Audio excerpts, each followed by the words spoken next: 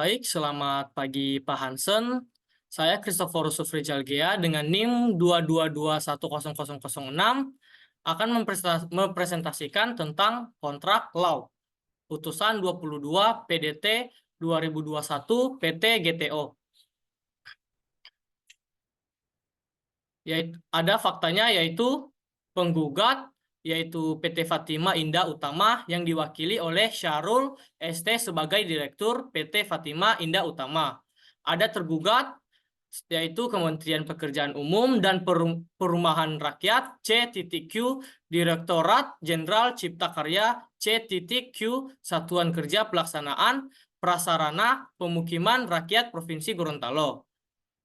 Lanjut, pada tanggal 11 September 2020, Syahrul ST sebagai Direktur PT Fatima Indah Utama atau penggugat dan Kementerian Pekerjaan Umum Perumahan Rakyat C.Q Direktorat Jenderal Cipta Karya C.Q Satuan Kerja Pelaksanaan Prasarana Pemukiman Rakyat Provinsi Gorontalo atau tergugat sudah membuat dan menandatangani perjanjian kontrak paket pekerjaan konstruksi rehabilitas Pasar Sentral Gorontalo nomor HK 0201 garing CB 25.44.1 garing 855 garing 2020 dengan nilai kontrak yang disepakati sebesar 50 miliar 800 juta rupiah yang anggarannya terbagi dalam dua tahap, yakni anggaran tahun 2020 sebesar 7 miliar 620 juta rupiah dan anggaran tahun 2021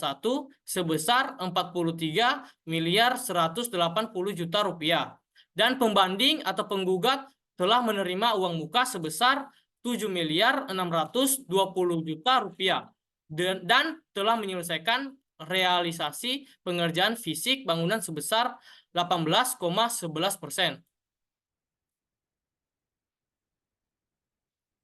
Lanjut, permohonan banding melalui sistem informasi pengadilan atau e-court yang dibuat oleh Panitera Pengadilan Negeri Gorontalo yang menerangkan bahwa pada hari Senin tanggal 23 Agustus 2021, penggugat melalui kuasa hukumnya Rio R.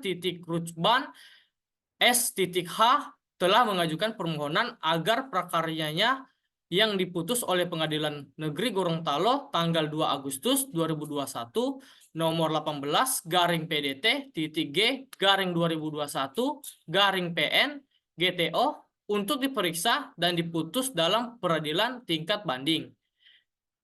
Lanjut, akta pernyataan banding dari pembanding atau penggugat tanggal 23 Agustus 2021 terhadap putusan Pengadilan Negeri Gorontalo tanggal 2 Agustus 2021 nomor 18 garing PDT G 2021 garing PN GTO yang pemeriksaannya dilakukan secara elektronik atau e-court.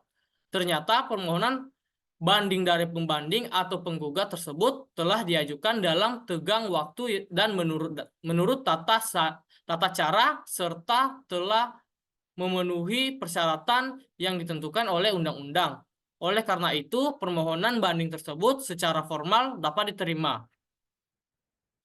Gugatan pembanding atau penggugat tersebut terbanding atau tergugat telah mengajukan jawaban yang pada pokoknya berisi mengenai eksepsi, kompetensi, absolut, eksepsi obskur, libel, dan eksepsi gugatan kurang pihak serta mengenai pokok perkara.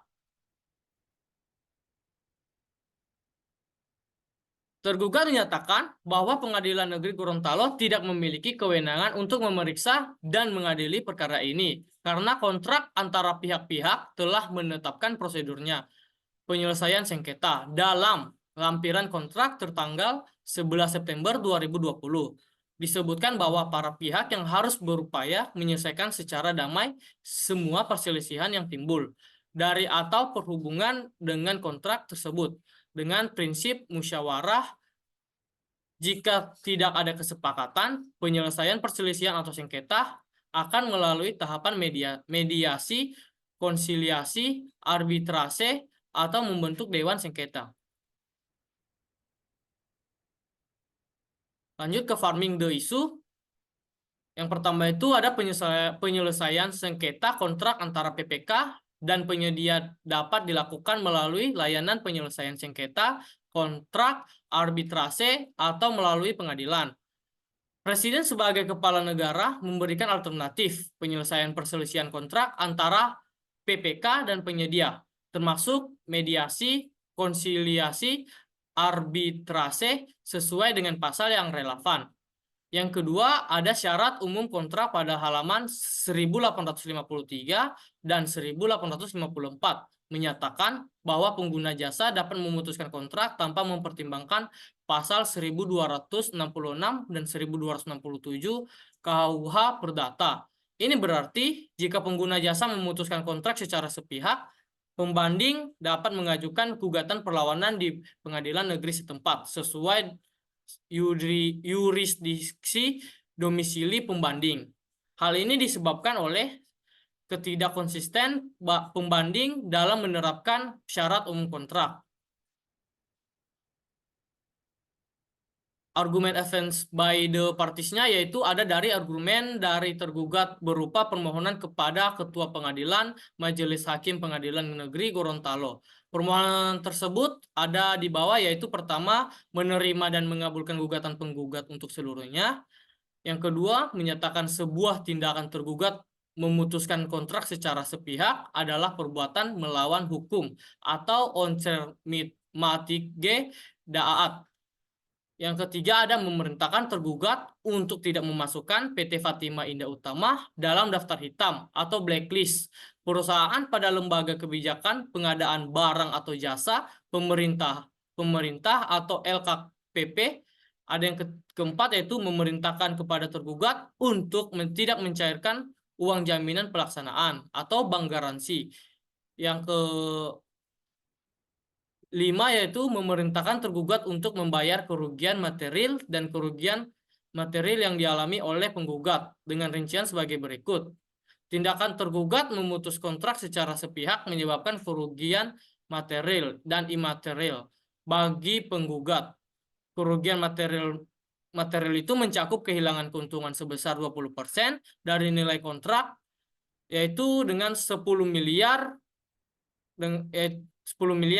Kerugian material meliputi biaya tenaga, waktu, pikiran, dan jasa pengacara yang dikeluarkan penggugat untuk mengurus perkara hukum Pengadilan Negeri Gorontalo hingga tingkat banding yang tidak dihitung dengan uang. Oleh karena itu, tergugat dihukum membayar kerugian imaterial sebesar 100 miliar. Total kerugian imaterial yang harus dibayar oleh tergugat kepada penggugat yaitu 10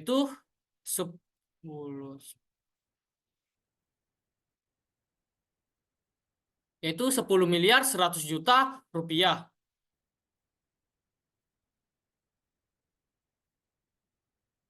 Berikut ada juga argumen dari Lutfi SH, Hakim Petinggi Pengadilan Tinggi Gorontalo sebagai Hakim Ketua, Puji Widodo S.H.MH dan H. Idris SH.M.Hum, yaitu ada menerima permohonan banding dari pembanding atau penggugat. Yang kedua, menguatkan putusan Pengadilan Negeri Gorontalo tanggal 2 Agustus 2021 nomor 18/G/2021 GTO yang dimohonkan banding tersebut. Yang ketiga, yaitu menghukum pembanding atau penggugat untuk membayar biaya perkara dalam kedua tingkat peradilan yang untuk tingkat banding ditetapkan sejumlah dengan uang Rp150.000. Jadi kesimpulannya yaitu pentingnya peninjauan dan kepatuhan terhadap ketentuan kontrak. Studi kasus ini menyoroti pentingnya untuk memahami dan mematuhi ketentuan kontrak yang telah disepakati oleh kedua belah pihak. Hal ini mencakup ketentuan terkait penyelesaian perselisihan dan mekanisme yang harus diikuti dalam menyelesaikan sengketa.